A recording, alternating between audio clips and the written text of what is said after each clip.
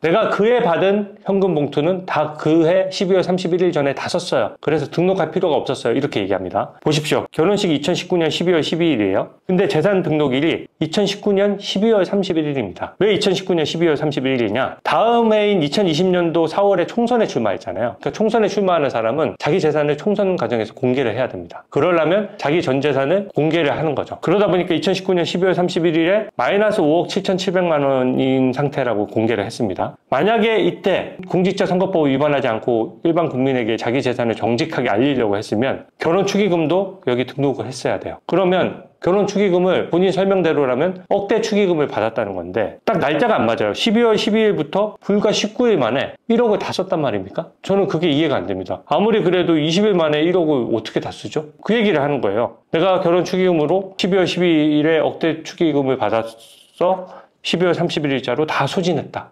30일자로 31일이 기준이니까 12월 30일 전에 다 써버렸다 이거죠. 그래서 나는 현금이 한 푼도 안 남아 있어서 현금을 등록할 필요가 없었다. 과연 그랬을까요? 내가 축의금 봉투가 본인 설명대로 막 많이 모여 있었다면 내가 현금을 등록 안 해도 잘 안 들키는데 그냥 쌓아놓고 쓰는 거지. 하필이면 나 재산 등록 전에 다 써버려야지. 현금이 누구한테 드러나는 것도 아닌데요. 20일 만에 다 썼다? 저는 그거 믿기 어렵다 이거죠. 그리고 당시에 결혼식 축의금을 사양하기도 했어요. 축의금을 사양했는데 축의금이 어떻게 많이 들어왔다는 얘기지? 그러니까 저는 그런 생각이 드는 거죠. 축의금보다는 출판기념회에서 더 많이 들어왔나? 이런 생각도 좀 듭니다. 빙부상도 마찬가지입니다. 빙부상이 2020년도 11월 2일에 있었어요. 보면은 빙부상을 보면은 11월 2일에 있었는데 빙부상이 있고 나서 12월 31일에 또 재산 등록을 해야 됩니다. 불과 2달도 채 안 돼서 재산 등록을 해야 되는데 도대체 빙부상에 얼마가 들어왔길래 빙부상은 말 그대로 처갓집 그거잖아요. 그래서 그러니까 물론 사위도 상주긴 한데 좀 따져봐야 되겠지만 조의금이 도대체 얼마가 들어왔길래 사위인 김민석 후보자에게 얼마가 배정됐는지 저는 진짜 궁금하고요. 상을 당했으면 또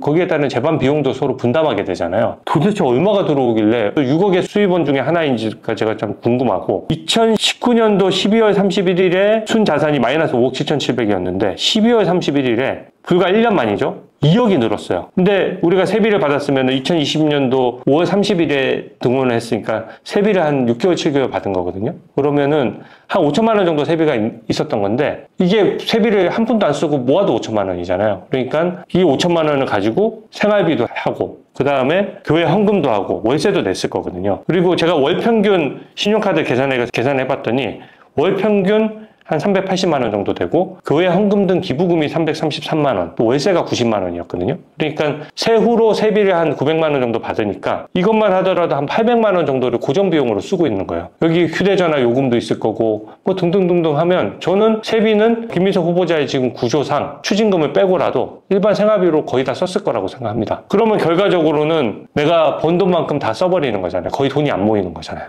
근데 2020년 12월 31일자 마이너스 3억 7,200만 원은 마이너스로 돼 있어서 눈에 안 띌 뿐이지 작년 대비로 2억이 는 거예요, 재산이. 그 얘기는 뭐냐? 빙부상에 11월 2일에 빙부상이 있었고 거기서 받은 돈의 일부와 또 기존에 또 다른 현금이 있었을 가능성을 반증하는 거예요. 누가 사위가 빙부상 조의금으로 2억 원을 받는다? 저는 그거는 좀 너무 일반 기준에서 너무 넘는 거 아닌가요? 그러니까 얼마로 해명할지 지금 아마 인사청문 준비팀에서 머리 진짜 빨개질 거예요. 제가 봤을 때는 이거를 어떻게 숫자를 맞추려고 합니까? 이 4번의 이벤트로 6억을 받았어야 되는데 그냥 다른 우리한테 설명 못하는 다른 현금이 있거나 아니면은 무슨 다른 반칙 행위를 하지 않고서는 김민석 후보자의 변명대로라면 자금 흐름이 아예 설명이 안 되는 겁니다. 그러니까 빙부상이 있던 그 해에는 재산이 2억이 늘은 거죠. 순재산이. 그리고 세비는 거의 다 생활비로 쓰는 거고. 그러니까 보면은 단순 계산하더라도 빙부상하고 2억이나 빙부상에 바로 받았다고? 이런 생각이 또 들잖아요. 그러니까 이게 좀 설명이 안 되는 부분이고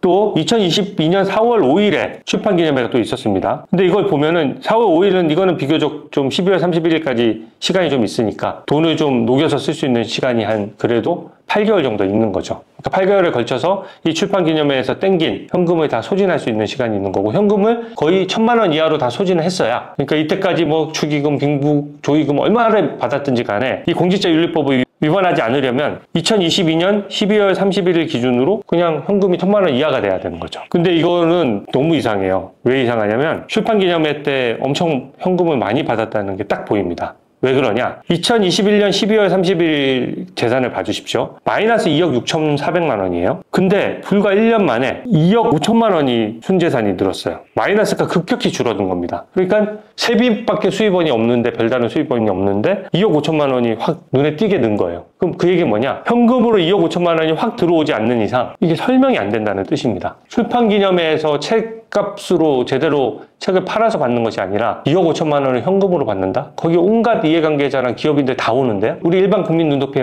맞습니까? 그러니까 이제 본인이 출판기념회에 얼마 받았는지를 딱딱 숫자로 내놔야 될 거예요. 그리고 2억 5천만 원이 확 줄었으니까 저는 이거는 출판기념회에 받은 돈이 최소 2억 5천만 원 본인 설명대로라면 공직자윤리법 위반하지 않으려면 2억 5천만 원 가까이 됐어야 된다는 얘기예요. 그래서 2021년도부터 2022년도에 2억 5천만 원의 재산이 확 느는 거는 세비로 생활비 다 쓰고 뭔가 현금 유입이 최소 2억 5천에 가까운 돈이 들어왔다. 이걸 보여주는 거고 이때 이거를 확 갚아버린 거죠. 다음에 2023년 11월 29일에 출판기념회가 두 번째로 열렸습니다. 저번 출판기념회 때 한 2억 5천 정도 돈이 들어왔다면 그 다음 출판기념회도 비슷한 돈이 들어왔을 거 아니에요? 이거는 공직자윤리법 위반한 게 확실해요. 왜 그러냐? 보십시오. 2023년 11월 29일에 출판기념회를 열었어요. 그러면 몇 억이 거쳤을 거 아닙니까? 근데 한 달 만에 이거 다 쓰는 게 불가능해요. 그리고 2022년도 12월 31일 대비 2023년 12월 31일은 재산이 남는 게 아니에요. 재산이 오히려 마이너스가 됐나요? 유일하게 마이너스가 된 구간입니다. 2022년 12월 31일자에 마이너스 1,400만 원이었는데 빚이 더 늘었죠? 마이너스 6천만 원이 된 거죠. 그 얘기는 뭐냐? 뭔가 5천만 원 정도를 더 썼다는 얘기잖아요. 그죠? 이 얘기는 2023년 11월 29일에 들어왔던 현금은 이해에는 유입이 안 됐다는 얘기예요. 그 얘기는 뭐냐? 2023년 12월 31일자 기준으로 바로 한 달 전에 있었던 출판기념회에서 땡긴 현금 몇억 원은 아예 신고를 안 한 것이다. 자, 지금 2025년도입니다. 바로 1년 6개월 전이에요. 바로 1년 6개월 전에 출판기념회 열어서 받은 현금 몇억 원을 그 다음 달에 있었던 재산 등록일에 등록 안 하고 들고 있었던 공직자한테 우리가 무엇을 믿고 그것을 넘길 수가 있겠습니까? 저 이 자체로 국무총리 후보자의 자격이 없다라고 생각합니다. 그리고 2023년 12월 31일에 보면은요, 그 해보다 다음 해에 가면 또 재산이 한 2억 늘어요. 근데 김민수 후보자 얘기대로 내가 출판기념회 하고 나서 그걸 그 해에 다 써버렸다라고 하면 2023년도에서 2024년도에 재산이 2억 원이 늘어난 것이 이렇게 설명이 안 됩니다. 왜? 세비 가지고 세비밖에 수입이 없는데 이때는 현금 유입 없이 어떻게